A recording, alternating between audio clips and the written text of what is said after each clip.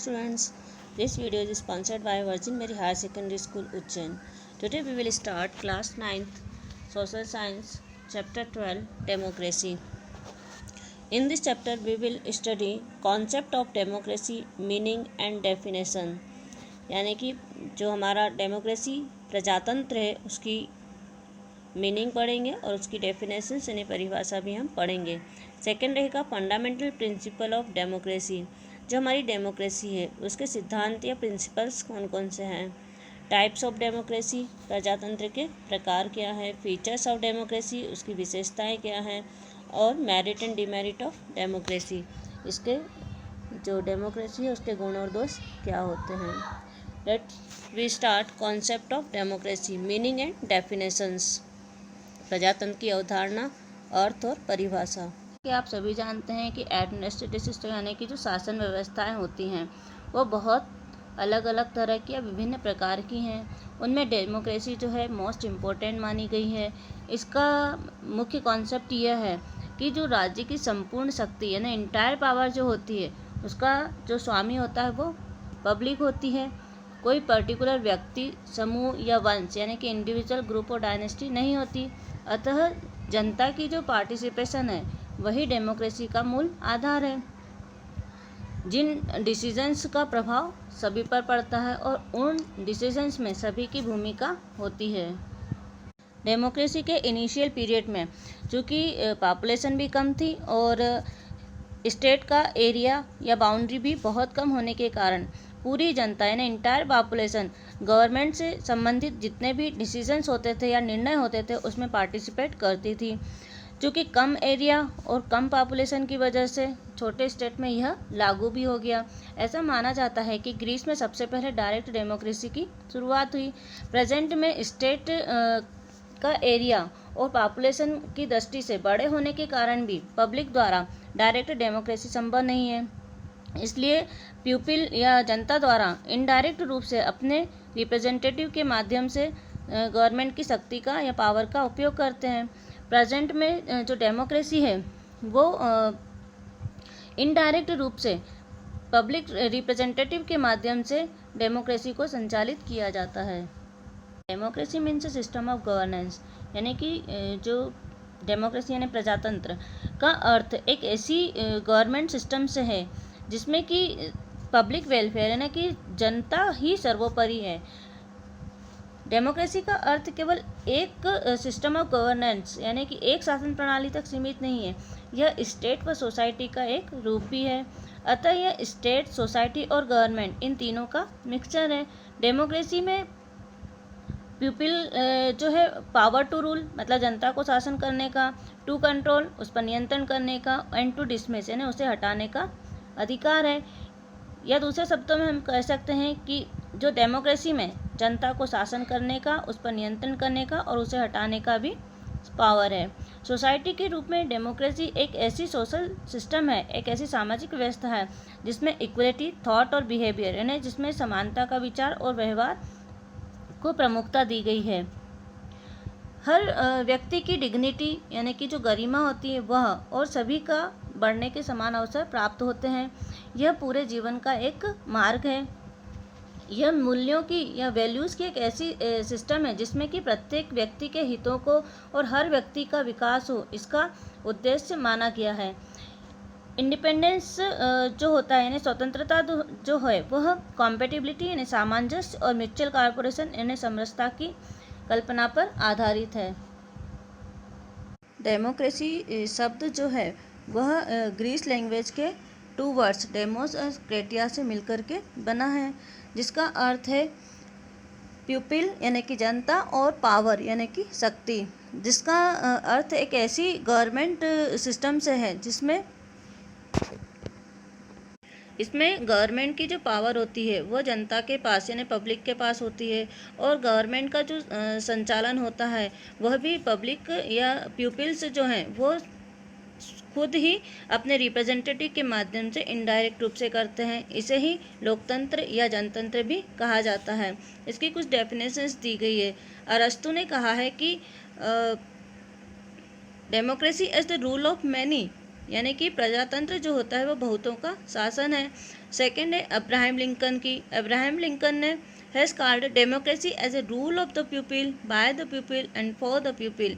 Abraham Lincoln ने democracy को जनता का, जनता द्वारा, जनता के लिए शासन कहा है। थर्ड है डाइसी। इनके अनुसार डेमोक्रेसी वह गवर्नमेंट है जिसमें कि रूलिंग कम्युनिटी या शासक समुदाय जो होता है वो पूरे इंटायर नेशन यानी पूरे राष्ट्र का एक बहुत बड़ा भाग होता है।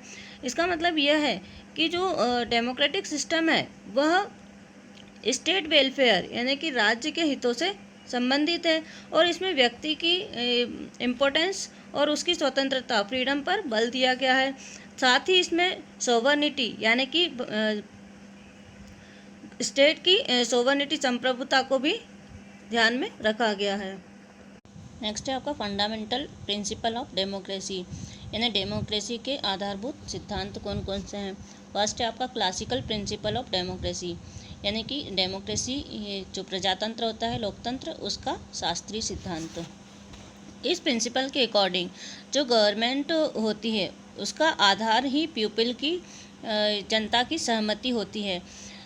लेकिन गवर्नमेंट यदि पीपल की एक्सपेक्टेशन यानी जनता की कसौटी पर खरी नहीं उतरती है तो जनता या पीपल जो है वो नेक्स्ट इलेक्शंस में गवर्नमेंट को रिमूव कर सकती है, यानी कि जब भी अगला चुनाव होगा तब यह सरकार को हटा सकती है, क्योंकि उसका मेन उद्देश्य ही पब्लिक वेलफेयर है।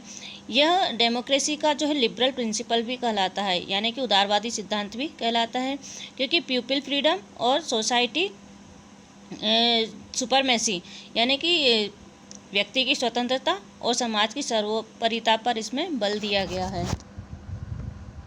Elitist principle of democracy. Democracy means प्रजातंत्र या लोकतंत्र, लोकतंत्र का विशिष्ट वर्गीय सिद्धांत। ऐसा माना जाता है कि इस सिद्धांत का प्रतिपादन जो है वो 20वीं सेंचुरी के स्टार्टिंग में हुआ था। इसमें मानव की प्राकृतिक असमानता यानी नेचुरल इनइक्वलिटी के सिद्धांत पर बल देते हुए यह माना गया है कि प्रत्येक पॉलिटिकल सिस्टम में रूलिंग और रूल्ड ये दो क्लास होती हैं। रूलिंग क्लास हमेशा से कम होते हुए भी सेंटर ऑफ पावर यानी सत्ता के केंद्र में एक विशिष्ट क्लास होती है या इलाइट क्लास होती है। गवर्नमेंट पावर जो है इसी इलाइट वर्ग के हाथ में होती है। सामान्यतः व्यक्ति ये सोचते हैं कि वे पॉलिटिकल प्रोसेस में पार्टिसिपेट कर रहे हैं, लेकिन वास्तव में उनका जो प्रभाव होता है वो इलेक्शन तक ही होता है। सुपीरियरिटी का जो आधार होता है वो श्रेष्ठता के आधार पर चयन होता है। नेचर, थॉट, इकोनॉमिक, सोशल और एजुकेशनल यानी कि विचार, आर्थिक, सामाजिक और शैक्षणिक पृष्ठभूमि, इन किसी के आधार पर भी इनकी सुपीरियरिटी निर्भर कर सकती है, जो कि इन्हें आम लोगों से अलग बनाती है। इसी तरह जो सोवर्निटी का जो इंटीग्रेशन हो जाता है यानी जन संप्रभुता का एकीकरण हो गया। समाज की जो मनी और वेल्थ यानी धन संपदा और नीति निर्धारण में इलाइट की प्रभावशाली भूमिका होती है, परंतु डेमोक्रेसी में सभी को समान अवसर प्राप्त होते हैं, जो कि दूसरी ओर नियमित और ओपन इलेक्शन यानी खुली निर्वाचन प्रक्रिया जो है वो पब्लिक वेलफेयर के लिए कार्य करने के लिए बाध्य करती है। नेक्स्ट आपका प्लूरलिस्ट प्रिंसिपल, बहुलवादी सिद्धांत। इस प्रिंसिपल की मान्यता है कि जो डेमोक्रेसी में व्यक्ति को अपने विभिन्न वेलफेयर्स और इंटरेस्ट को की पूर्ति के लिए समूह में या ग्रुप में संगठित होने की स्वतंत्रता है। ये जो ग्रुप्स होते हैं अपने अपने रीजन में ऑटोनॉमस भी होते हैं और अपनी वेलफेयर और इंटरेस्ट के लिए शासन यानी गवर्नमेंट पर प्रेशर भी डालते हैं। इस तरह सभी समूहों को या ग्रुप्स को अपनी वेलफेयर और इंटरेस्ट की सीमा तक पावर में भागीदारी मिलती है। प्लूरलिस्ट प्रिंसिपल है, इसकी मान्यता है कि वास्तव में जो पावर है इन समूहों में या ग्रुपों में बटी रहती है। अतः पावर का जो डिसेंट्रलाइजेशन है यानी विकेंद्रीकरण है, इस सिद्धांत की मूल अवधारणा है।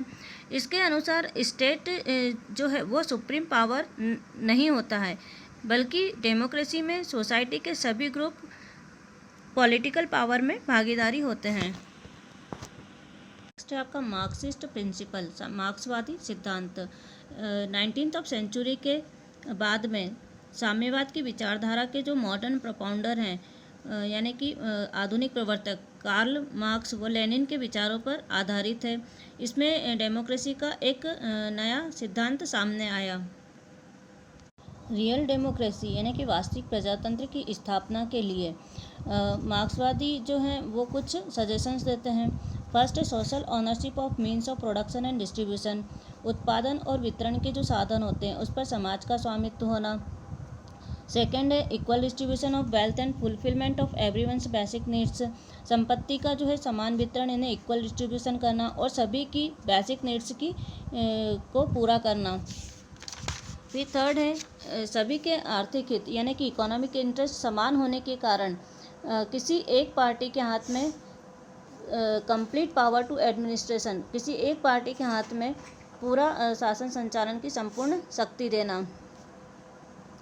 मार्क्सवाद जो है ऐसे डेमोक्रेसी को ही रियल और एक्चुअल